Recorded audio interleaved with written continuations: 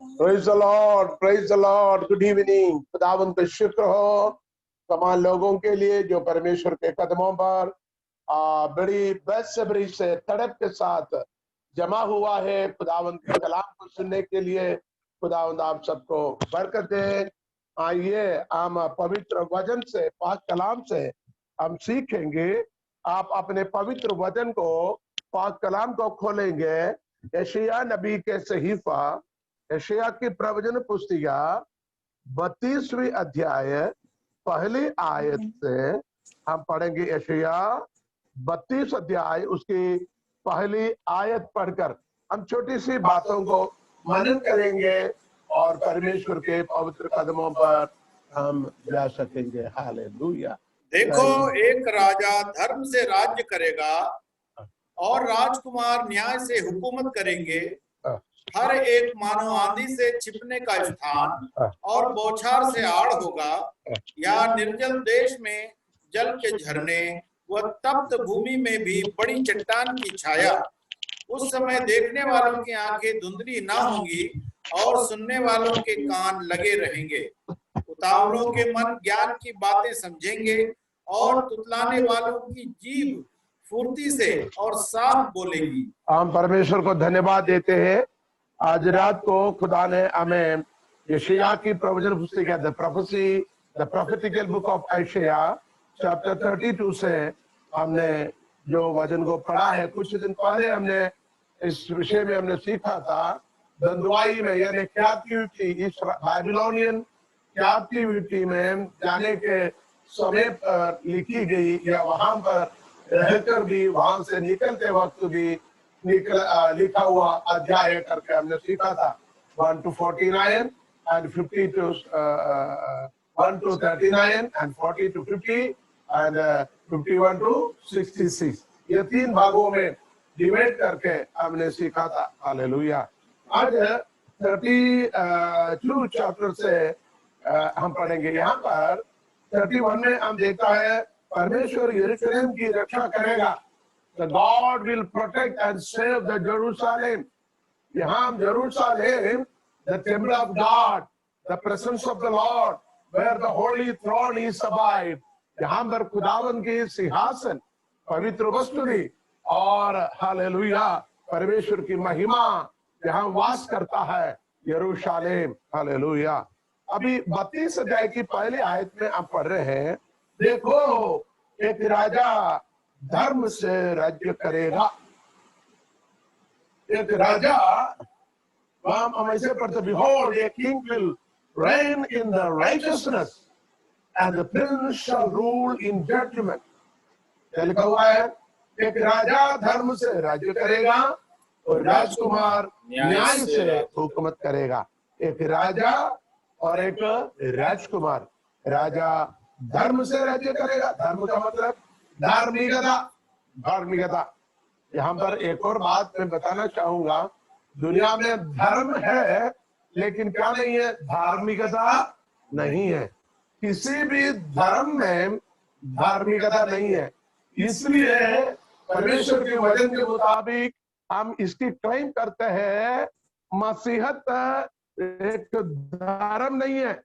इस कलाम को सुनने वाले कोई भी बहन भाई कलाम को सुनते हैं तो ध्यान रखना, कोई पूछेगा आप कौन सी धर्म में हैं, आप तुरंत ये नहीं बोलना हम ईसाई है, हम क्रिश्चियन है, क्योंकि क्रिश्चियन कोई धर्म नहीं है। बल्कि हम क्रिश्चियन नहीं है, बल्कि हम यीशु मसीह के बेटे और बेटियां हैं।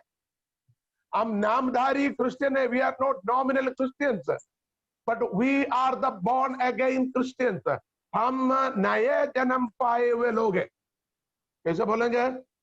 कोई पूछेंगे अब कौन सी धर्म, आपको बोलना मैं कोई धर्म पर विश्वास नहीं करता हूं, तो फिर आपको बोलना मैं धार्मिकता पर विश्वास करता हूं। धर्म नहीं, धार्मिकता। आप ईसाई है क्या?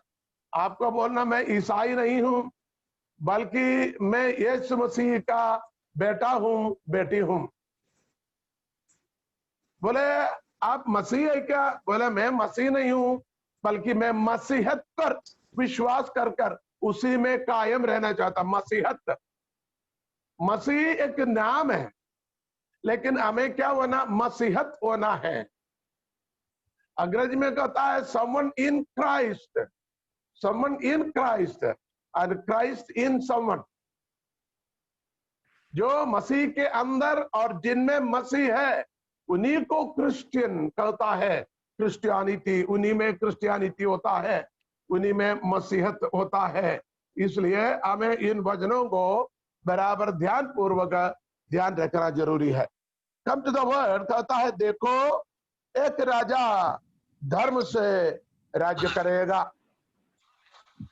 इंग्लिश में क्या लिखा हुआ है? Behold, a king will reign in righteousness and a prince shall rule in judgment।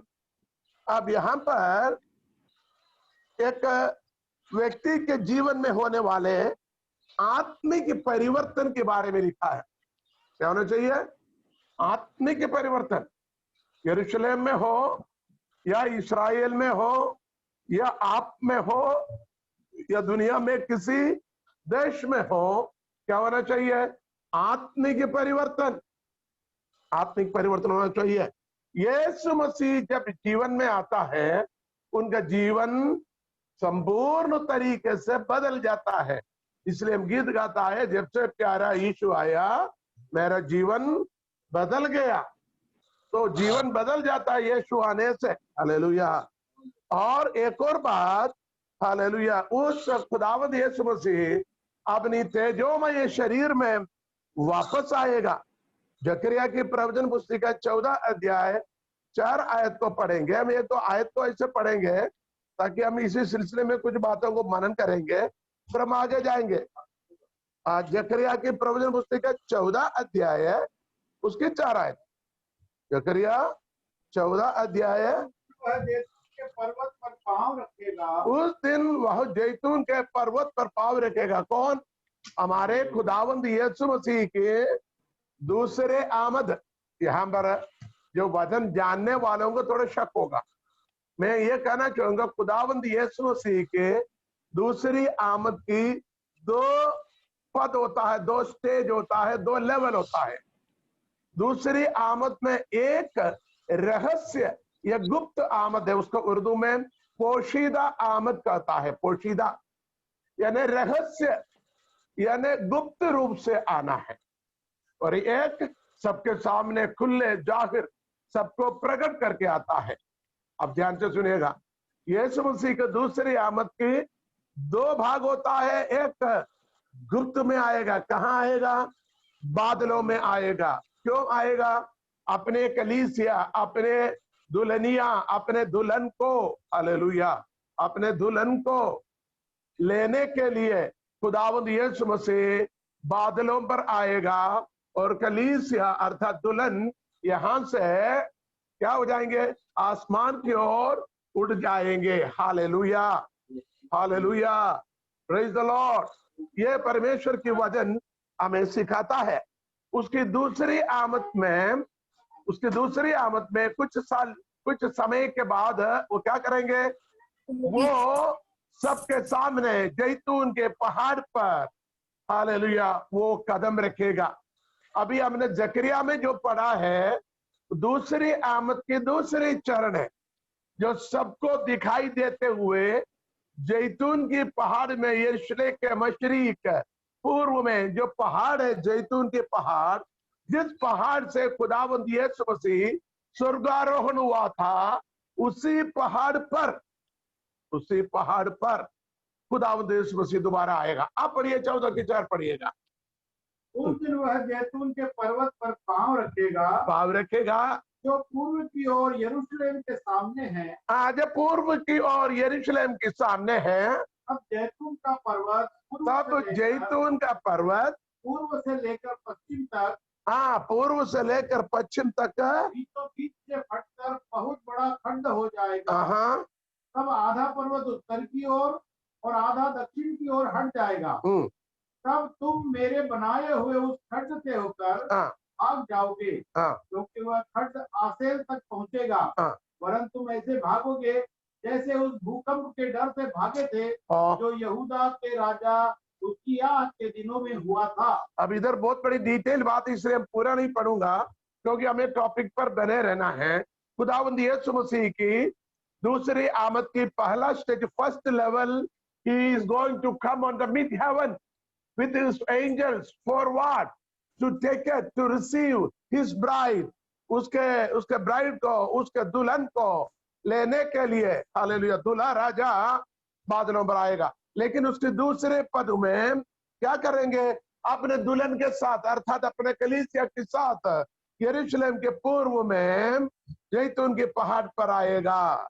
एक और आयत मत्ती 25 अध्याय 31 आयत को पढ़ेंगे। मत्ती के सुसमाचार 25 अध्याय 31 आयत पढ़िएगा। यहाँ पर एक और गहरी बातें। जब मनुष्य का पुत्र हाँ, अपनी महिमा में आएगा, जब मनुष्य के पुत्र अपनी महिमा में आएगा, तब स्वर्गदूत उसके साथ आएंगे, स्वर्गदूत उसके साथ आएंगे, तो वह अपनी महिमा के सिंहासन पर वो अपने महिमा के सिंहासन पर विराजमान विराजमान होगा, और सब जातियां उसके सामने इकट्ठा की जाएगी। सब जातियां उनके सामने इकट्ठा किया जाएगा। और जैसे चरवाहा भेड़ों को बकरियों से अलग कर देता है, जैसे चरवाहा भेड़ों को बकरियों से अलग कर देते हैं, उन्हें एक दूसरे से अलग करेगा। यहाँ पर देखिए खुदावंद यीशु मसीह की दूसरी आमद की दूसरी चरण में वो यरूशलेम में आएगा और अपना सिंहासन रखेगा यहोशाफात वादी में। जो पहली बार सुन रहे, जो समझ में नहीं आता लिखते ना, यहोशाफात की वादी में अपना सिंहासन रखेगा। यरूशलेम अर्थात इस्राएल के खिलाफ लड़ने वाले उसके आसपास के तमाम राज्यों को इकट्ठा करेगा। चरवाहा जैसे भेड़ और बकरियों को अलग करता है, वैसे दाहिने और बाएं, दाहिने भेड़ों को, बाएं बकरियों को जैसे अलग करेगा। कल भी हमने इस बात को पढ़ा है। अब हम देखेंगे दूसरा थिस्सलुनीकियों पहला अध्याय 6वीं आयत भी पढ़ेंगे। सेकंड थिस्सलुनियंस फर्स्ट चैप्टर वर्स 6 में, पहला थिस्सलुनी चैप्टर 1 वर्स 6 में 6वीं आयत में वो लिखा, वो कैसे आएगा? इनको छोड़कर कितने लोग बकवास की ओर भटक गए हैं और व्यवस्थापक तो होना चाहते हैं, पर जो बातें कहते हैं और जिनको दृढ़ता से बोलते हैं उनको समझते भी नहीं। आपने गलत पढ़ा। पहला अध्याय है उसकी 6वीं आयत में पढ़ता, क्योंकि परमेश्वर के निकट ऐसे न्याय है कि जो तुम्हें क्लेश देते हैं उन्हें बदले में क्लेश दे। यहाँ पर कौन सी पढ़ा? बड़े क्लेश में पवित्र आत्मा के आनंद के साथ वचन को मानकर हमारी ओर चाल चलने लगे, यहाँ तक कि मकिदुनिया और अखया के सब विश्वासियों के लिए तुम आदर्श बने। अच्छा, यहाँ पर खुदावंद यीशु मसीह के एक और पहला अध्याय 16वीं आयत पढ़िए। फर्स्ट थिस्सलुनी 4:16, 4 अध्याय 16 अध्याय। प्रभु आप ही स्वर्ग से उतरेगा, उस समय ललकार और प्रधान दूत के शब्द सुनाई देगा, परमेश्वर की तुरही फूकी जाएगी, जो मसीह में मरे हैं पहले जी उठेंगे, तब हम तो जीवित और बचे रहेंगे, उनके साथ बादलों पर उठा लिया जाएंगे, क्योंकि हम हवा में प्रभु से मिले। यहाँ पर प्रभु यीशु मसीह के आगमन पर कलीसिया बादलों पर उठा लिया जाएगा, ताकि हवा में मध्य आकाश बिचले आसमान पर हम उससे मिलेंगे। इसलिए हम गीत गाते हैं, हम नीले आसमान के पार जाएंगे। हम गीत गाते हैं, नीले आसमान के पार जाएंगे, मेरा यीशु रहता है वहां, इसलिए हम गीत गाते हैं। यहूदा की पत्री उसकी 1 ही अध्याय है, उसकी 14 और 15 आयत पढ़ेंगे। वहां पर भी यीशु मसीह के आगमन के बारे में खुदावंद यीशु मसीह के हालेलुया दास याकूब का भाई, अर्थात खुदावंद यीशु मसीह के भाई है, खुदावंद यीशु मसीह के जिस्मानी भाई है ये यहूदा। ये वो यहूदा नहीं है जो इस्करियोता जिन्होंने फांसी लगाकर मारा, वो नहीं, बल्कि खुदावंद यीशु मसीह के सगे भाई याकूब और यूदा और योसे, वो यीशु मसीह के वचन पर फिर विश्वास कर कर पीछे चला। उनने लिखा हुआ है क्या, हानोक ने भी जो आदम से पढ़िए हाँ, में था, हाँ, इनके विषय में ये भविष्यवाणी की, देखो हाँ। प्रभु अपने लाखों पवित्रों के साथ आएगा, प्रभु अपने लाखों पवित्र लोगों के साथ आएगा कि सबका न्याय करे सबका न्याय करे और सब भक्तिहीनों को अभक्ति के सब कामों को भक्तिहीन का मतलब जो भक्ति के वेश धारण कर कर उसके शक्ति को त्यागने वालों को क्या करेगा, उनके अभक्ति, भक्ति नहीं है, दिखावा है, बाहर से है लेकिन अंदर से नहीं, उसको अभक्ति कहते हैं। अभक्ति के लिए क्या देगा, अभक्ति के सब कामों के विषय में जो उन्हें भक्तिहीन होकर किए हैं और उन सब कठोर बातों के विषय में जो भक्तिहीन पापियों ने उनके विरोध में कहा है, दोषी ठहराए। हालेलुया। तो परमेश्वर उन लोगों को क्या करेगा, दोषी ठहराएगा। जो भक्ति के वेश धारण कर कर उसको शक्ति के त्यागने वालों को क्या करेंगे, हालेलुया, उनको दोष ठहराएगा, उनके सजा देगा। अब हमें एक और आयत पढ़ना, प्रकाशित वाक्य पहला अध्याय 7वीं आयत है। क्या लिखा हुआ है खुदावंद यीशु मसीह के आने के बारे में? देखो वह बादलों के साथ आने वाला है। हाँ, और हर एक आंख उसे देखेगी, हर एक आंख उसे देखेंगे। वरन जिन्होंने जो अभी नहीं देखा, अभी देखना नहीं चाहता, अभी परमेश्वर से, प्रभु यीशु मसीह के नजर से छिपकर रहना है और रहना चाहता है, वो सभी एक दिन उसका देखेगा, क्योंकि सबको दिखाई देगा, सबके सामने वो प्रकट होगा। आगे पढ़िएगा।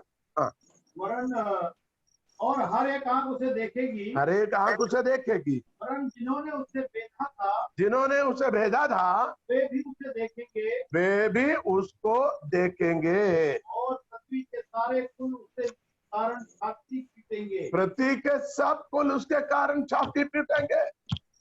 ये खुदावंद यीशु मसीह के आमद पर होने वाली कुछ घटनाओं को हम एस्कटोलॉजी यानी खुदावंद यीशु मसीह के आमद के विषय में हम नया नियम से बाद में सीखेंगे। खासकर खुदावंद यीशु मसीह ने जो कहा, उनके चेलों ने जो कहा, स्वर्गदूतों ने जो कहा, और इसके बाद में भविष्यवक्ताओं ने जो कहा पुराने नियम के और नया नियम के अंदर से भी हम छानबीन कर कर एक सिस्टमैटिकल स्टडी खुदावंद यीशु मसीह के आमद के बारे में, भविष्य काल के प्रभु के शास्त्र, भविष्यकालीन शास्त्र के बारे में हम सीखेंगे। लेकिन आज यशायाह 32 की पहली आयत जो पढ़ा, उसी सिलसिले में कुछ बात सिखाने के लिए मैंने इस आयतों को मैंने पढ़ा है।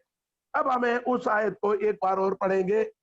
कौन सा? Behold a king will rain, 32 की पहली आयत। देखो एक राजा धर्म से राज्य करेगा। आपको ध्यान देगा, देखो एक राजा धार्मिकता से राज करे, धर्म के साथ, न्याय के साथ, हालेलुया, भक्ति के साथ, वो सच्चाई के साथ, सीधाई के साथ वो न्याय करेगा। आगे, और राजकुमार न्याय से हुकूमत करेंगे। न्याय से हुकूमत करने वाले राजकुमार होता है। ये हम आपके सवाल, ये कौन सी राजा के बारे में कहता है? क्योंकि यशायाह की प्रवचन पुस्तिका में बहुत सारे राजाओं के बारे में पढ़ते हैं। इस्राएल में राज करने वाले, इन्हें पकड़कर बंधुआई में लेके जाने वाले बाबिलोन के राजा हैं। इस्राएल बढ़ गए थे, दाऊद के बाद, शाऊल के बाद दाऊद राजा, दाऊद के बाद सुलेमान, सुलेमान के बाद वो इस्राएल और यहूदा करके दो भागों में इस्राएल का राज्य बढ़ गया था। उसी में भी हम यरबयाम, वहां रहबयाम, रामस्या, उधर आसा, इधर उसा, उधर इस प्रकार हिजकिय्याह, इस प्रकार बहुत सारे राजा लोगों ने राज किया। आपके मन में होगा ये कौन सी राजा की बातें में कहता है? भैया दुनिया की किसी भी राजा होने दो, लेकिन हमें उससे कोई मतलब नहीं। आप सोचेंगे ऐसे क्यों कह रहे हैं? दुनिया में क्या क्या राजा लोगों ने राज किया, अभी भी दुनिया में राजा लोग हैं। हमारे मंत्री लोग उस पुराने जमाने के राजा ही आज मंत्री होकर बैठे हैं। लेकिन राजा प्रजा के लिए, उनके सुख के लिए उनके यश के लिए, उनकी समृद्धि के लिए राजा राज्य करता था। आजकल की राजा अपनी पेट के लिए, अपनी कुर्सी के लिए, अपनी कमाई के लिए राज्य करता है। लोगों की खुशहाली कहां देखते हैं। इसलिए अभी कोई भी दुनिया के अंदर राज करे, हमें तो वही की वही है। काला करे या गोरा करे, विदेशी करे या स्वदेशी करे, आम आदमी की नतीजा, उनके अनुभव वही की वही है। अब यहां पर हम बताना चाहता है, परमेश्वर के वचन में एक राजा क्या करेगा? राज्य करेगा। धर्म से राज्य करेगा। क्योंकि अब जो दुनिया में जितने भी राजाओं ने राज किया और अभी करेगा, वो धार्मिकता नहीं, इधर शब्द धार्मिकता या है, लेकिन धर्म की बात आया। धर्म जिसको रिलीजियन कहता है, मजहब, उर्दू में मजहब कहता है, मैं उस शब्द के साथ मिलाना चाहता हूं। आजकल बहुत सारे लोग मजहब पर राज करता है, मजहब के नाम से। कोई किसी का मजहब के नाम से, कोई और मजहब के नाम से, कोई और धर्म के साथ है, कोई और धर्म के नाम पर राज करता है। लेकिन यहां धर्म की बात नहीं, धर्म की। धर्म और धर्म में फर्क है। धर्म को अंग्रेजी में धार्मिकता या राइटियसनेस, धर्म को रिलीजियन, रिलीजन मजहब होता है। किसी मत पर विश्वास करना, किसी ईश्वर पर विश्वास करना, वो होता धर्म। धार्मिकता अलग है भैया, दिन रात के फर्क है। ध्यान से सुनिएगा। यहां पर एक राजा किसी धर्म के नाम पर राज करेगा ये नहीं बताया, बल्कि एक राजा, हर राजा एक के बाद एक, एक के बाद एक नहीं कहा, एक ही राजा धार्मिकता से राज करेगा। मैं और वहां थोड़ा जोर देकर कहना चाहूंगा ताकि आपके हृदय में उस शब्द समा जाए। इसलिए मैं फिर से कहता हूं, एक राज्य धार्मिकता के साथ राज्य करेगा। आपके आंखें थोड़ा खुले, कान थोड़ा फैलाए और गर्दन थोड़ा ऊंचा कर पूछे, ये कौन सी राजा है? अभी तक लोग धार्मिकता के लिए हजारों दरवाजे पर चौकाए, खटखटाए हैं, लेकिन उन्हें धार्मिकता नहीं मिला, बल्कि अधार्मिकता हुआ, अधर्म की बातें हुआ, पाप की बातें हुआ, न्याय नहीं मिला, अन्याय की बातें हुआ, सच नहीं मिला, बल्कि असत्य हुआ है। तो आपको इच्छा नहीं है कि आप जानना नहीं चाहोगे ये धार्मिकता से कौन सी राजा राज करेगा? मैं जल्दी बताता हूं, ये धार्मिकता से राज करने वाला राजा और कोई नहीं, राजा होगा राजा प्रभु यीशु मसीह के अलावा और कोई नहीं है। Hallelujah, hallelujah. इसलिए हम गीत में गाता है, राजाओं का राजा यीशु राजा जगत पर राज करेगा। राजाओं का राजा यीशु राजा जगत पर राज करेगा। ओह हालेलुया, उसको धन्यवाद करो। हालेलुया, उसको धन्यवाद करो। वो प्रभुओं का प्रभु है, उसको धन्यवाद करो। उसकी करुणा धन्यवाद करो। राजाओं का राजा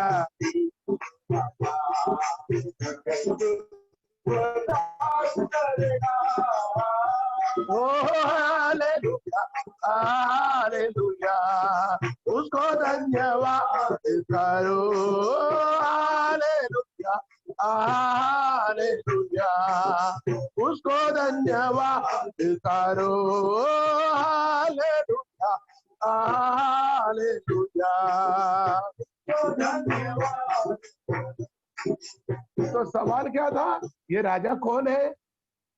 बिना शक से हम ये सीखते हैं, ये समझते हैं, ये और कोई नहीं, बल्कि सीधाई से राज करने वाला, न्याय से राज करने वाला सिंहासन पर राज करेगा।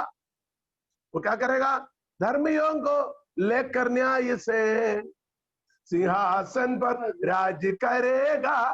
धर्मियों को, अपने धर्मी जनों को लेकर आजकल के कैबिनेट पर, न्यायासनों में धार्मिकता, धर्मी लोग नहीं होता है।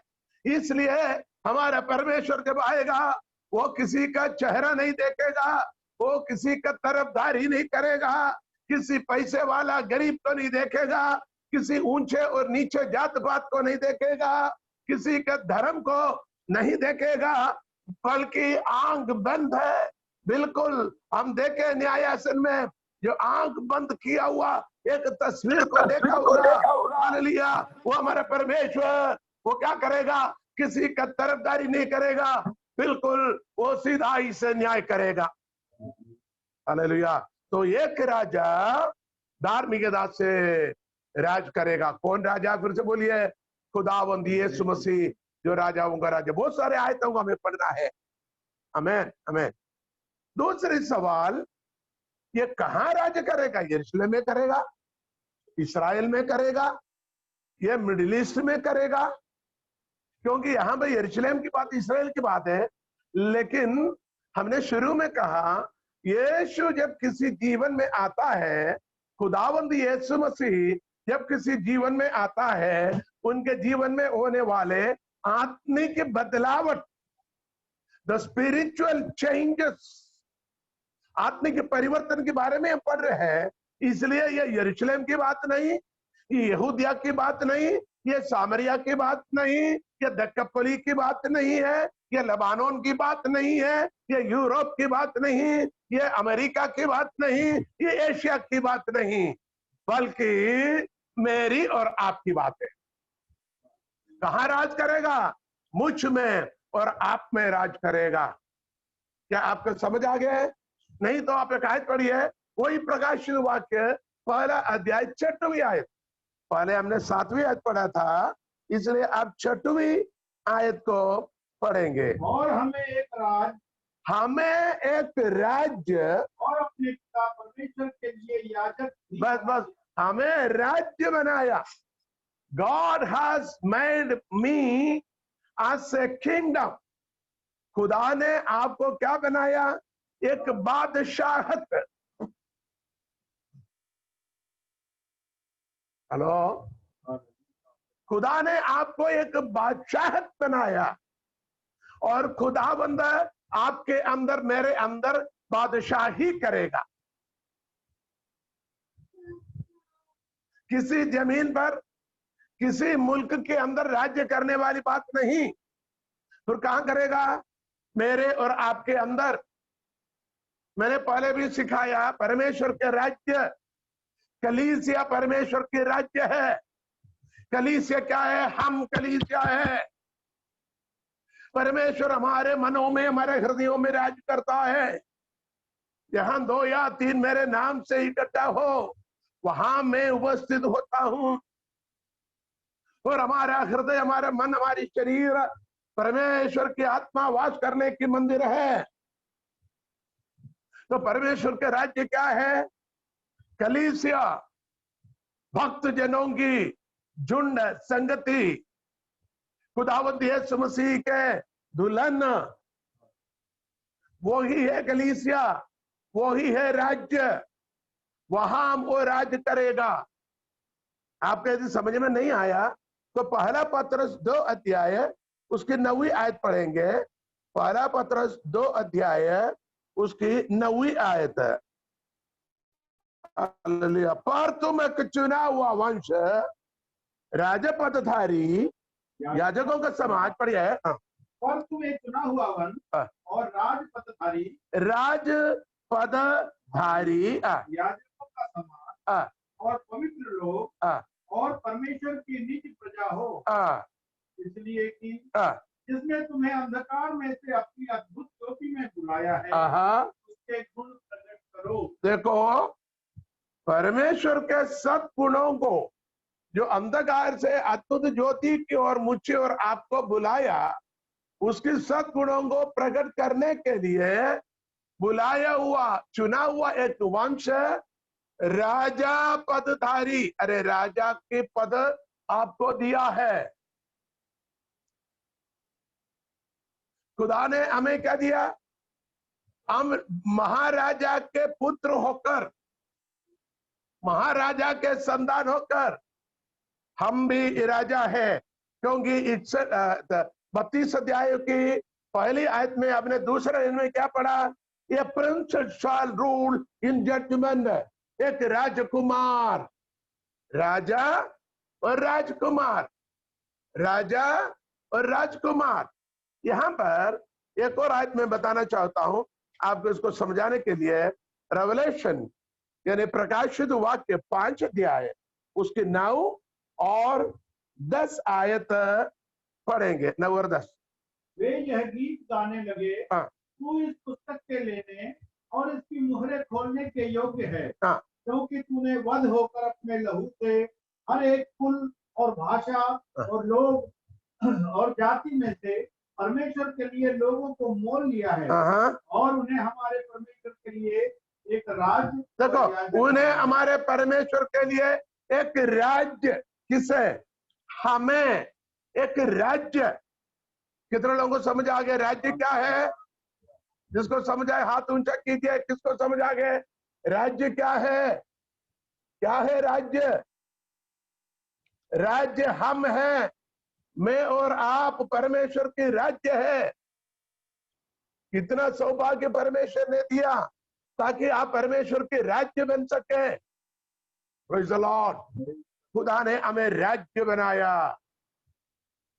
इसका मतलब राजा कौन है? हमने पहले बताया, राजा हमारे खुदावंद, हमारे मुनंजी, हमारे नजात दहिंदा, हमारे बादशाह, उनके बादशाह खुदावंद यीशु मसीह राजा है।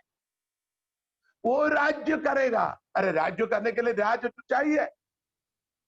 वो राज्य करेगा कहां पर? राज्य पर। राज्य क्या है? हम, मैं और आप राज्य करेगा। मैं आयतों को बार बार निकालकर आपको ये बता रहा हूं। मैं एक परमेश्वर के महान दास जो 18वीं सदी 19वीं सदी के समय पर, 18वीं 19वीं सदी के समय पर जीवित रहता था, उनका नाम है C.H. स्पर्जन, चार्ल्स हॉर्डन स्पर्जन। उसने मसीह जगत पर बहुत बड़ी बेदारी लाने वाला एक महान प्रचारक थे, वक्ता थे। उनका नाम ही है वक्ताओं की वक्ता, यानी क्या है? द प्रिंस ऑफ प्रीचर्स, यानी प्रचार करने वालों के राजकुमार। यानी दुनिया में जितने भी पास्टर्स है अपनी भाषा में, उन पास्टर्स की पास्टर दुनिया की उसको स्पर्जन को मानते। इतनी महान भेदों को वो प्रचार करते थे। उसने ये कहा, बहुत सारे उनके कोटेशन, एक कहावत है। उसकी एक कहावत कई बार मैं यूज करता हूं। उसको एक ये है, आप मान लो आपके जीवन 18 कमरे से बना हुआ एक बड़ी मकान है। 18 कमरे की 18 बातें हैं, वो हम फिर कभी सीखे 18 चीज क्या है। 18 कमरे से बना हुआ एक मकान है आपके जीवन। तो कहता है यदि यीशु आपकी राजा है, यीशु इस महल में राज करने बसने आएगा, उसको राजा बनाएगा, तो 18 कमरे की चाबी यीशु को देना। यही इसका मतलब है, सीधे समझने के लिए। तो हमारे जीवन की हर जगह पर खुदावंद यीशु मसीह को किसी भी वक्त प्रवेश करने की अनुमति, अपनी भाषा में चाबी देना है। यही कहता है राजा होने का एक पद। अब 2 बात हमने सीखा है। उस 32 की पहली आयत हम बार बार दोहराएंगे। देखो, एक राजा धार्मिकता से राज करेगा और एक राजकुमार न्याय से हुकूमत करेगा। करेंगे हालेलुया। वो ये करेंगे दोनों ही करेंगे। यानी यहां पर हमने सीखा राजा कौन है? खुदावंद यीशु मसीह। कौन से राज्य में? मेरे और आपका जीवन कलीसिया, परमेश्वर का राज्य हमारे जीवन में। कई आयत भी हमने पढ़कर सुनाया। तीसरी सवाल है ये कब आएगा भैया? हम कब तक इसके लिए रास्ता देखना है? कब तक रास्ता देखकर हम परेशान हो जाएंगे? जकरिया की प्रवचन पुस्तिका 12 अध्याय 9 और 10, पहले हमने 14 अध्याय को पढ़ा था, अभी हमें 12 अध्याय में जाना है। हाँ, 9 और 10 पढ़िए। उस समय मैं उन सब जातियों का नाश करने का यत्न करूंगा। हाँ, मैं सब जातियों को नाश करने का यत्न करूं। कब की बात है? ये 1000 साल बादशाही के पहले की बात है। यहाँ पर हम ठीक है 1000 साल बादशाही, ये सब बाद में आपको सिखाएंगे। अभी आप पढ़िएगा 12 के 9। नाश करने का यत्न करूंगा जो यरूशलेम पर चढ़ाई करेगी। यरूशलेम पर जो भी लोग यरूशलेम के विरुद्ध चढ़ाई करेगा उन सबको नाश करने का क्या करूंगा? यत्न करूंगा। अभी पेपर पढ़ने वाले, खबरें न्यूज पर नजर रखने वालों को मालूम है इस्राएल एक ऐसा राज्य है, जब से दुनिया हुआ तब से आज तक लड़ाई झगड़ा समाप्त नहीं हुआ। खून खराबा अभी तक जिस देश में खत्म नहीं हुआ हो। यह सवाल कोई करेगा सबसे ज्यादा लड़ाई युद्ध कौन सी देश में हुआ, सबसे ज्यादा जंग कहां चली, दुनिया की उत्पत्ति से या दुनिया के आरंभ से अब तक कहां लड़ाई चलता है, इस प्रकार सवाल करेगा। आंख बंद कर कर एक ही जवाब, इस्राएल इस्राएल इस्राएल। तो खुदा कहता है इस्राएल के विरुद्ध जो चढ़ाई करेगा मैं उनको नाश करने के यत्न करूंगा। आगे पढ़िएगा, खत्म नहीं हुआ, आगे।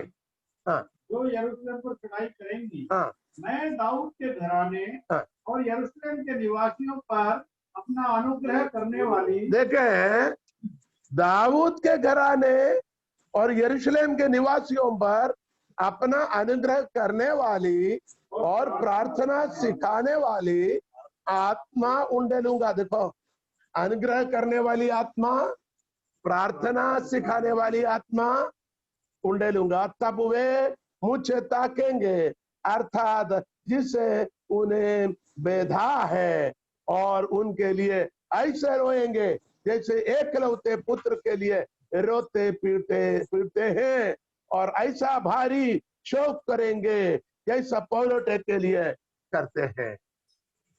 देखिए, खुदावंद यीशु मसीह की आमद कब होगा? यरूशलेम की चारों ओर दुनिया की पूरी ताकत दो भागों में बढ़ जाएगा। ध्यान से, एक ग्रुप इस्राएल को मदद करने वाले, एक ग्रुप इस्राएल के विरुद्ध करने वाले। आपको समझ आए होंगे, ये भविष्य में होने वाले तीसरा विश्व युद्ध, नहीं तो दुनिया के अंत वाला युद्ध है करके हम सीख सकते हैं। दुनिया के अंदर होने वाले तीसरा विश्व युद्ध या दुनिया के अंदर इस्राएल के कारण से होगा। पहला और दूसरा विश्व युद्ध में भी यहूदियों की संभावना थी, जिसके बारे में आप लोग इतिहास की पन्नों में सीख सकता है। यहां यरूशलेम की चारों ओर लोग चढ़ाई करेगा, तब खुदावंद आसमान से उतर आएगा। इसलिए अब मत्ती 25 में जब तुम युद्ध और युद्ध की श्रुतियां, युद्ध की खबरें सुनोगे, तब मेरे आना होगा। कौन से युद्ध? तो या इंडिया चीन की बात नहीं, इंडिया पाकिस्तान का भी नहीं, अमेरिका मेक्सिको का भी नहीं, बल्कि किसके? खुदावंद यीशु मसीह के दूसरे आमद के दूसरे कारण दुनिया में एक बहुत बड़ी युद्ध, अर्थात इस्राएल के अनुकूल में और प्रतिकूल में दो ग्रुप बन जाएगा। हमारा इंडिया भी उसी में एक ग्रुप में होगा, चीन एक ग्रुप में होगा, रूस एक ग्रुप में होगा, अमेरिका, ब्रिटेन, फ्रांस एक ग्रुप में होगा, दूसरा राज्य एक ग्रुप में होगा। वैसे दुनिया के दो ग्रुप में बढ़ जाएगा। उस समय पर ध्यान रखने का, इस युद्ध के समय पर खुदावंद यीशु मसीह उतरकर इस्राएल को बचाने के लिए, हालेलुया, जैसे माँ अपने बच्चे को पंखों तले छिपाते हैं, वैसे हमें छिपाकर हमें बचाने के लिए खुदावंद यीशु मसीह उतराएगा।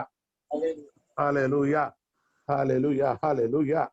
आप 13वीं अध्याय 6वीं आयत पढ़े, 13वीं अध्याय की 6वीं आयत। तब हालेलुया। उसने यह पूछा जाएगा, हाँ, तेरी छाती में ये घाव कैसे हुए? हाँ, तो वह कहेगा, हाँ। ये वे ही हैं जो मेरे प्रेमियों के घर में मुझे लगे हैं। सेनाओं के यहोवा की यह वाणी है, हे तलवार। 4 आयत से पढ़ेंगे। उस समय हर एक भविष्यवक्ता भविष्यवाणी करते हुए अपने अपने दर्शन से लज्जित होंगे और धोखा देने के लिए कंबल का वस्त्र न पहनेंगे, परंतु वह कहेगा मैं भविष्यवक्ता नहीं, किसान हूं। देखिए, यहाँ पर कुछ बातें बताना जरूरी है। आजकल भविष्यवक्ता इतनी इतनी भविष्यवाणी करते हैं। मैं परमेश्वर के वचन के, यीशु मसीह के नाम से, बाइबल के नाम से भविष्यवाणी करने वालों के विषय में वो अपनी अपनी मन के अपने जेब से मसाला डालकर भविष्यवाणी करेगा। लेकिन यहाँ कहता है उस समय भविष्यवाणी करने वाले की भविष्यवाणियां या भविष्यवाणी करने वाले क्या होगा, अपने अपने दर्शन से लज्जित होंगे, क्योंकि झूठा निकलेगा। इसलिए हम कहते हैं आजकल के अधिकतर भविष्यवक्ता लोग झूठे भविष्यवक्ता है। यह भी अंध के चिन्हों में से एक चिन्ह है। और धोखा देने के लिए कंबल का वस्त्र ना पानेंगे, क्योंकि उस जमाने पर आपको बोले भविष्यवक्ता लोग कंबल के वस्त्र पहनता है ताकि भविष्यवक्ता करके दिखाने के लिए उसकी चिन्ह है, कंबल ओढ़े हुए रखेगा। लेकिन कहता है नहीं, वो क्या करेगा, परंतु वह कहेगा मैं भविष्यवक्ता नहीं, परंतु वह कौन, वह कौन, वह एक वचन के बहुवचन क्या? यहां पर अंग्रेजी में ही है, ही विल सर्व, वह इधर एक पुरुष भविष्यवक्ता। उससे पहले आयत में क्या लिखा हुआ? भविष्यवक्ता, यानी अंग्रेजी में लिखा हुआ है प्रोफेट्स। प्रोफेट्स यानी भविष्यवक्ताओं, नबियों, यानी एक से अधिक हजारों हजारों लाखों नबियों दुनिया में है। लेकिन यहां हम बात किसके कह रहे हैं? वह एक वचन है, वह कहेगा। वह कौन है? वह कहेगा मैं भविष्यवक्ता नहीं, किसान हूं, क्योंकि लड़कपन ही से मैं दूसरों का दास हूं। ये बोलने के लिए किसको हिम्मत है? पूरे वचन को छानबीन कीजिए। मनुष्य का पुत्र सेवा लेने के लिए नहीं आया, बल्कि सेवा करने के लिए आया। दूसरों की सेवा करने के लिए आया, दूसरों से सेवा लेने के लिए नहीं आया, दूसरों को सेवा करने के लिए आया। इस शब्द किसके बारे में मालूम है? खुदावंद यीशु मसीह के बारे में। यीशु मसीह कहता है मैं दूसरों के दास हूं। तब उसने यह पूछेगा, तब उस व्यक्ति से जो सेवा टहलने के लिए आया है, उससे पूछेगा तेरी छाती में ये घाव कैसे हुए? अयो, तेरे छाती में ये घाव कैसे हुए? इसके उसके छाती में घाव है। पूछेगा भैया आप हमारे दास बन के आया है, तो आपके छाती में किसने, ये कहां से? तब यह कहेगा, वह कहेगा ये वे ही है जो मेरे प्रेमियों के घर में मुझे लगे हैं। प्रभु यीशु मसीह के प्रेमी कौन है? इस्राएल, कलीसिया। तो इस्राएल के बीच में, ये धरती में कलीसिया ने, इस्राएलियों ने क्या किया? उसको सीने में क्या किया? उसको भेदा है।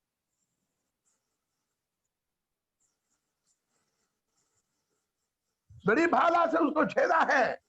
इसका मतलब हालेलुया, ये हमारा खुदावंद यीशु मसीह है, हमें कोई शक नहीं। ये कौन है करके हमें कोई शक नहीं है। 8वीं और 9वीं आयत है, यहोवा की यह भी वाणी है कि इस देश, पढ़िए, इस देश के सारे निवासियों की 2/3 मार डाली जाएगी और बची हुई 1/3 उसमें बनी रहेगी। तिहाई को मैं आग में डालकर ऐसा निर्मल करूंगा जैसा रूपा निर्मल किया जाता है, और ऐसा जांचूंगा जैसा सोना जांचा जाता है। वे मुझसे प्रार्थना किया करेंगे और मैं उनकी सुनूंगा। मैं उनके विषय में कहूंगा ये मेरी प्रजा है, और वे मेरे विषय में कहेंगे यहोवा हमारा परमेश्वर। ये सभी लोग एक ही शब्द में कहेंगे यहोवा मेरा परमेश्वर है। हर जबान इकरार करेगा यहोवा हमारा परमेश्वर है। Hallelujah, hallelujah. हम फिलिपियों 2 अध्याय 11वीं आयत में कहता है हर एक मुंह हर एक जीव अंगीकार कर ले कि यीशु ही मसीह है। हर एक जीव अंगीकार करेंगे यीशु ही मसीह है। 14 अध्याय उसके 3 और 4 भी हम पढ़ेंगे। तब यहोवा निकल कर उन जातियों में ऐसा लड़ेगा जैसा वह संग्राम के दिन में लड़ता था। उस दिन वह जैतून के पर्वत पर पांव रखेगा। पहले आपने पढ़कर सुना है। यहाँ पर ये युद्ध में ध्यान से सुने, इस्राएल के खिलाफ होने वाले युद्ध में कौन से पक्ष की जीत, कौन से पक्ष की हार, और इस्राएल के सपोर्ट में कुछ राज्य इकट्ठा होने से इस्राएल की जीत हुआ कर कोई कभी नहीं कहेगा। पूछे क्यों? क्योंकि यहोवा स्वयं उतर कर उनके दुश्मन के खिलाफ लड़ेगा और जय हालेलुया परमेश्वर के लोगों की होगा। इसलिए हम पढ़ते संग्राम यहोवा का है। हालेलुया, परमेश्वर के वचन में पढ़ते हैं संग्राम यहोवा का, युद्ध यहोवा का है। यहाँ पर हमने क्या देखा? हालेलुया, कब वो आएगा? युद्ध और युद्ध की श्रुतियां हम सुनेंगे। इस्राएल के खिलाफ जब हालेलुया दूसरे लोग, दूसरे राज्य के लोग उनके खिलाफ लड़ेंगे। आपको मालूम है अरब देश के लोग इस्राएल के लिए पूरे हथियार को धार बनाते बनाते रथ बना के रखा नहीं, उनका काम ही यही है इसको धार बनाना। इस्राएल के खिलाफ भयंकर युद्ध पहले भी हुआ है, अभी बड़ी तैयारी रखा हुआ है, लेकिन आपको ध्यान रखने का ये खुदावंद यीशु मसीह वचन में इन बातों को कहा गया है। हालेलुया। और उस समय जब वो आसमान से उतर आएगा, अकेले आएगा? किसके साथ आएगा? हालेलुया, वो स्वर्गदूतों के साथ आएगा। पहले हमने उस आयत को पढ़ा भी है, क्या पढ़ा है? वो अपने हजारों स्वर्गदूतों के साथ आएगा। हालेलुया। पहला कोरिन्थी 15 अध्याय 40 से जब हम कुछ बातों को पढ़ेंगे उस वक्त हम बाद में पढ़ेंगे, हमारे शरीर क्या हो जाएंगे? महिमामय शरीर में बदल जाएंगे। वो कलीसिया को लेके आएंगे। ध्यान से सुनना, क्या लेके आएंगे? इसको एक शक मैं क्लियर करता हूं। खुदावंद यीशु मसीह की आमद की पहले चरण में यीशु मसीह धरती पर नहीं आएगा बल्कि बादलों पर आएगा। और जैसे बड़ी चुंबक पकड़ने से बारीक लोहे के कण चिपक जाता है, वैसे प्रभु यीशु मसीह बादलों पर आकर नरसिंगा फूकेगा। जो पवित्र मुकद्दस कलीसिया बादलों में उठा लिया जाएगा। उस उठाए जाने वाले ताकत अपनी भाषा में चुंबक, मालूम है चुंबक क्या है? चुंबक वो नहीं आपके गले, कान, कमर, उंगली में टांग कर रखा हुआ लोहा। चुंबक वो है आपके अंदर समाया गया पवित्र आत्मा। उस पवित्र आत्मा की ताकत क्या करेगा? आपको पलक झपकते ही बादलों पर उठा लिया जाएगा।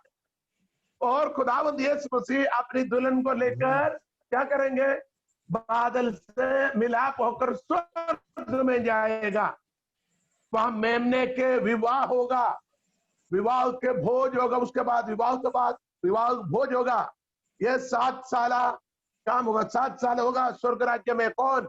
हम जो पवित्र कलीसिया, आज परमेश्वर के वचन सीखने वाले जितने भी खुदा के दास दासियां, आप विश्वास बना रखे, हम नीले आसमान के पार जाएंगे। जाते वक्त हमारे ये शरीर, ये पसीना वाले बदबू वाले, मसाले के, तेल के, गोबर के, मेल के गंध आने वाले शरीर, काला शरीर, चमड़ी सिकुड़ी हुई शरीर, छोटा शरीर, पतला शरीर, तेजस्वी शरीर बदल जाएगा। जैसे कि कोयला आग में गिरकर शोला बन जाता है, वैसे एकदम शोला बनकर तेजस्वी शरीर में अब खुदावंद यीशु मसीह के साथ आसमान में उठा लिया जाएगा। और हम आसमान में यीशु के संग संग रहेगा, यीशु के संग संग रहेगा, यीशु के संग संग वास करेगा और वहां 7 साल रहेगा। वो 7 साल अपनी भाषा में हनीमून, विवाह, और विवाह के बाद में विवाह के प्रीति भोज, और उसके बाद हनीमून। ये तीनों स्वर्ग में, स्वर्गादि स्वर्ग पर, तीसरे आसमान पर, ये आगे भी हो वहां पर होगा। इसके बाद 7 साल जब पूरा होगा, उस समय पर धरती पर ये 7 साल में क्रिस्तु विरोधी जो लूसीफर अपनी सेनाओं के साथ इस्राएल के खिलाफ महायुद्ध की घोषणा करेगा। 7 साल के दूसरे आखिरी में वहां पर तमाम लोग इस्राएल के खिलाफ इकट्ठा हो जाए। उस समय खुदाबंद यीशु मसीह कहेगा चलो हम चलते हैं। काहे के लिए? इस्राएल के खिलाफ चढ़ाई करने वाले लोगों के खिलाफ लड़कर इस्राएल को उस युद्ध से, उस मुसीबत से, उस आग से, उस तकलीफ से बचाने के लिए खुदावंद यीशु मसीह आएगा। अकेले नहीं, उनके दुल्हन भी दोनों साथ में, कलीसिया उनके साथ, तेजोमय शरीर के साथ हम इसी धरती में, फिर से बताता हूं, इसी धरती में वापस आएगा। कितने अनुग्रहित बात है, कितने सौभाग्य बात है। हालेलुया। इसी धरती पर आएगा तो कहां आएगा? जहां से यीशु मसीह स्वर्ग की ओर उठा लिया गया वहां पर आएगा। क्योंकि उसने अपने चेलों क्या बोला? हे गलील के पुरुषों, स्वर्गदूतों ने क्या बोला? तुम आसमान की ओर क्यों देखते रहते हो? तुम्हें छोड़कर आसमान की ओर उठा लिया गया खुदावंद यीशु मसीह को। जैसे तुमने जाते हुए देखा, वैसे वो दोबारा बादलों पर आएगा। जहां से उड़ा लिया गया वहां से आएगा। कहां से उड़ा लिया गया?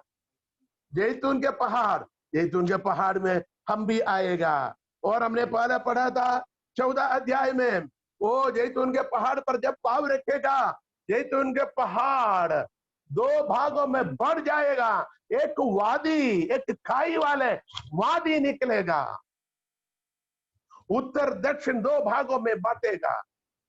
और बहुत बड़ी एक हाईवे अभी तक दुनिया में बना नहीं, ऐसे एक बहुत बड़ी हाईवे कहां से बनेगा? जैतून की पहाड़ के वादी से लेकर यरूशलेम के पूर्व के फाटक तक बनेगा। इतना भी नहीं, मैं आपको बताता हूं, यरूशलेम में ऐसा एक बड़ा हाईवे बन चुका, बताता है यरूशलेम की जो पुरानी शहर, जो पुराने मंदिर सब कुछ है, उसके अंडरग्राउंड, क्योंकि यरूशलेम की वो जगह अभी अरब भाई लोगों के हाथ में है। इसलिए फिर भी यहूदियों ने क्या किया? ऊपर की जमीन उनके कब्जे में है। यहूदियों ने उस जमीन के अंदर से अंडरग्राउंड बड़ी हाईवे बनाए हुआ मैंने सुना, मैं गया नहीं, मैंने सुना है। यहां कहता बहुत बड़ी एक वादी बनेगा। वादी काय के लिए? भैया वादी इसलिए है, यहां वचन में लिखा हुआ है, उस वादी से, उस रास्ते से, उस बड़ी हाईवे, उस बड़ी सड़क से हम सब राजाधि राजा के पीछे, उनके राजकुमारियां, उनके राजकुमार, उनके दुल्हन भी, हालेलुया, दूल्हे के पीछे, हालेलुया, दुल्हन भी राजा की पीछे, राज्य भी यीशु मसीह के पीछे, उनके कलीसिया पूरे के पूरे इसी हाईवे से यरूशलेम के पूर्व फाटक खोलकर यरूशलेम के अंदर दाखिल हो जाएगा। आपका 24वां भजन संहिता पढ़ना है, ये सनातन के फाटकों अपने सिर को ऊंचा करो, हे सनातन के द्वारों ऊंचे हो जाओ, क्योंकि राजा प्रवेश करेगा। निकालो 24 राजा प्रवेश करेगा। कौन है राजा? जैसे ना होंगे यहोवा, वही हमारी राजा। हालेलुया। हे फाटको നോക്ക അങ്ങോട്ട് അങ്ങായിരുന്നു 24 का। हालेलुया। उसके आखिरी भागों में आप जाइएगा, वहां पर इसी तरीके से लिखा हुआ है, हे फाटको नवाज, हे फाटको अपने सिर ऊंचे करो, हे सनातन के द्वारों तुम भी खुल जाओ, क्योंकि प्रतापी राजा प्रवेश करेगा। वह प्रतापी राजा कौन है? सेनाओं का यहोवा, वही प्रतापी राजा है। हालेलुया। वही प्रतापी राजा है हमारा परमेश्वर। और 7वीं आयत, हे फाटको अपने सिर ऊंचे करो, हे सनातन के द्वारों ऊंचे हो जाओ, क्योंकि प्रतापी राजा प्रवेश करेगा। वह प्रतापी राजा कौन है? परमेश्वर जो सामर्थी और पराक्रमी है। परमेश्वर युद्ध में पराक्रमी है। युद्ध में वो पराक्रमी है। वो प्रवेश करेगा। कैसे? हार कर नहीं, बल्कि जयवंत होकर वो प्रवेश करेगा। वो फाटक पर, पूर्व फाटक पर, जहां पर एक बार खुदावंद यीशु मसीह गधी की बच्चे के ऊपर बैठकर जो प्रवेश किया था, किसको याद है? कोई बाइबल पढ़ने वालों को याद है? हालेलुया। खुदावंद यीशु मसीह गधी के बच्चे के ऊपर बैठे हुए, बंधी हुई गधी और उसके बच्चे को खोल लाकर उस गधी के ऊपर बैठकर क्या हुआ? वो यरूशलेम के मंदिर के अंदर प्रवेश किया था। हालेलुया। और लोगों ने आगे पीछे चलने वाले होशन्ना होशन्ना, दाऊद के पुत्र को होशन्ना, राजा अधिराजा करके चिल्लाया। लोगों ने पूछा ये कौन है? और उसे यीशु मसीह अंदर प्रवेश करके क्या बनाया? उसने एक चाबुक बनाकर वहां तमाम लोगों को साफ किया। उसने कहा मेरा पिता की भवन प्रार्थना की भवन कहला जाएगा, तुमने इसको डाकुओं का गोख बनाया है, तूने चोरों की अड्डा बनाया है। आजकल की बहुत सारे संस्थाएं, बहुत सारे मिनिस्ट्रीज डाकुओं की गोख बन चुका है। खुदावंद यीशु मसीह ने उस मंदिर से सबको बाहर कर दिया, शुद्धिकरण किया। एक बात बताता हूं, उस समय पर खुदावंद यीशु मसीह राजा बनकर प्रवेश नहीं हुआ। क्यों? राजा शुद्धिकरण नहीं करता। शुद्धिकरण कौन करता है? वो याजक करता है। तो खुदावंद यीशु मसीह याजक होकर प्रवेश किया है। बल्कि राजा की स्वागत लोगों ने उनको दे दिया। राजा कभी गधे के ऊपर बैठे क्या? वो घोड़े के ऊपर सवार होकर, प्रकाश वाक्य में कहता है घोड़े के ऊपर सवार होकर। हालेलुया। यहां पर वो गधे के ऊपर बैठने से वो नबी होकर प्रवेश हुआ। नबी शुद्धिकरण करने से वो याजक बनी है। और अब वो प्रवेश करेगा अपनी पटरानी ओफीर के कुंदन पहने हैं, विभूषित होकर, सुसज्जित होकर, जय उल्लास के साथ, जय भेरी के साथ, हर्षारव के साथ, पूरे नरसिंह के साथ, लाखों लाखों स्वर्गदूत होंगे गाने के साथ यरूशलेम की सड़कों में प्रवेश करेगा। कोई द्वार जो पूर्व की फाटक आज भी बंद है। कोई यरूशलेम के पिक्चर को गूगल में गूगल करके देखे। आओ, यरूशलेम के शहर के पूर्व फाटक इस्राएल के लोग ना खोलते हैं, अब अरब के हाथ में और लोग भी नहीं खोलता, वो बंद पड़ा हुआ है। मंदिर को जला दिया, जो भी उसके खंडर, जो भी वहां कंगाल है, लेकिन उनके कैसे कंसेप्ट है, क्योंकि उस द्वार से प्रतापी राजा वो प्रवेश करेगा। कौन है? राजाधिराजा हमारे महाप्रभु, वो ही प्रवेश करेगा। वो क्या? हम भी उसके पीछे पीछे उनके साथ हम भी प्रवेश करेंगे। विश्वास करने वाला ताली बजाकर परमेश्वर नाम की महिमा करे। ओ hallelujah, praise the Lord, praise the Lord. चलिए, आज इतनी काफी है। हमने उस आयत को 32 की पहली आयत को आप कंठस्थ कीजिए, याद कीजिए। देखो देखो, एक राजा धार्मिकता के साथ राज्य करेगा, एक राजकुमार ओ हालेलुया न्याय के साथ क्या करेगा? हालेलुया हुकूमत करेंगे। हालेलुया सीधाई से राज्य करेंगे, न्याय से। हालेलुया न्यायाधीश होकर न्याय के सिंहासन पर हालेलुया बैठेगा, हुकूमत करेंगे।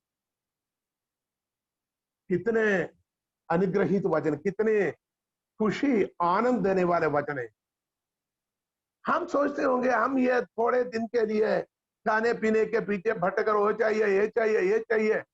आज मैं एक घर में गया, 3 बेटियां हैं उनके घर में, उसमें बच्चे लोग बैठकर रो रहे। क्यों?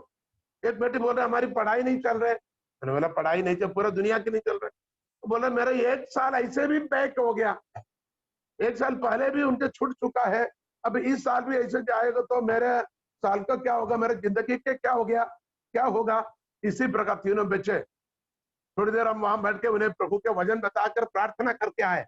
उन्हें बोला ये घटना पूरे विश्व का है, आप एक अच्छा है आपके अंदर वो तड़प, वो भूख, वो प्यास, वो जज्बा, वो उत्साह अपने भविष्य के, अपनी पढ़ाई के विषय में, लेकिन हाल उससे बढ़कर हमारा खुदावंद यीशु मसीह आपके भविष्य के बारे में सोचता है। आपसे बढ़कर उनको पिता नहीं है, अनाथ बच्चे हैं, मां है। मैंने कहा आपके पिताओं से भी बढ़कर एक पिता है, उसका नाम है खुदावंद यीशु मसीह। वो आपके लिए सब कुछ तैयार करके रखा है। यह एक परीक्षा की घड़ी है, it's only a testing time. कुछ दिन बाद वो पिता आपको लेने आएगा। हालेलुया मुझे और आपको लेने के लिए उस पिता आने वाला है। हालेलुया हम कितने खुश हैं, कितने खुश नसीब वाले हैं। आज रात को कितने लोग इस बात पर आनंदित है, कितने लोग उसके साथ बने रहने के लिए उसके सिंहासन पर। अच्छा और भी हमें सीखना है, उस सिंहासन, न्याय के सिंहासन पर वो अकेले नहीं बैठेगा, बल्कि उस न्याय के सिंहासन पर हमें भी साथ बिठाएगा। हालेलुया हम भी उस सिंहासन में होंगे। हम स्वर्गदूतों पर न्याय करने वाला है, हम देश पर न्याय करेगा। बाद में खुदावंद यीशु मसीह यरूशलेम में सिंहासन रखकर पूरे विश्व को राज करेगा, राजा बनाकर। कहानी नहीं, उस समय पर दुनिया में जो भी राजा हो, XYZ, वो बड़ी बड़ी कीमती भेंट लेकर महाराजा के पास जाकर बोलेंगे आप ही राजा है। वो सिर झुकाकर उनके मुकुटों को डालेंगे, और जैसे कि ओ हालेलुया विद्वान लोग, शास्त्र लोग, सोना मूर लोबान जैसे उसके जन्म पर उन्हें भेंट किया था, उससे भी बढ़कर कीमती बहुमूल्य चीजें यीशु मसीह के सामने भेंट देकर, भेंट रखकर हालेलुया उनके सामने दंडवत करेंगे, कहेंगे तू ही प्रभु है, तू ही महान है। हालेलुया उस दिन के लिए अपने आप को तैयार करें। कितने लोग खुश है उस दिन के लिए अपने आप को तैयार करें। ये दुनिया की 4 दिन की जिंदगी, 2 दिन की जवानी, हालेलुया वो सब कुछ नश्वर है, सब कुछ नाश होने वाला है, लेकिन अविनाशी जीवन खुदावंद यीशु मसीह के साथ हालेलुया राज करने के लिए, वास करने के लिए अपने आप को तैयार करें। आइए हम दुआ करें। खुदावंद यीशु मसीह शुक्रगुजार है तेरे पाक कलाम के लिए। जितने लोग तेरे कलाम को सुने हैं, अपने आप को तेरे पवित्र हाथों में सौंपा है, प्रत्येक को तेरे पवित्र हाथ में सौंपते अनुग्रहित कीजिए, आशीषित कीजिए। खुदा बाप, खुदावंद तेरे आमद पर हम भी आपके साथ हो जाएं। खुदावंद इस दुनिया में इस वचन को सुनने वाले, आगे आने वाले दिनों में सुनने वाले प्रत्येक लोगों को आपके संग रहने के लिए, राज करने के लिए, उनका जीवन को बदलने के लिए खुदावंद उनके जीवन में कार्य कीजिए। हालेलुया प्रार्थना सुना जाने के लिए धन्यवाद। आदर महिमा सब कुछ आपके मिले, इस मसीह के नाम से सुन और बख्शे, आमीन। आपके बहुमूल्य समय के लिए धन्यवाद। खुदावंद आप सबको आशीष दे, सबको जय मसीह की। Hallelujah praise the Lord.